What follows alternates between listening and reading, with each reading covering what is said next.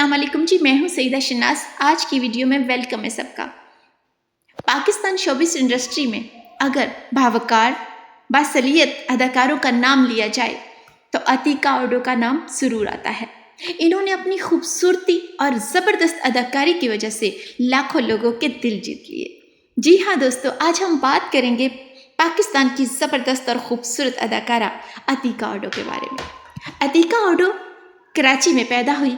انہوں نے اپنے شوبز کیریئر کا آغاز 1990 کی دہائی میں کیا اور بہت کم وقت میں پاکستان کی کامیاب اداکاروں میں شامل ہو گئی۔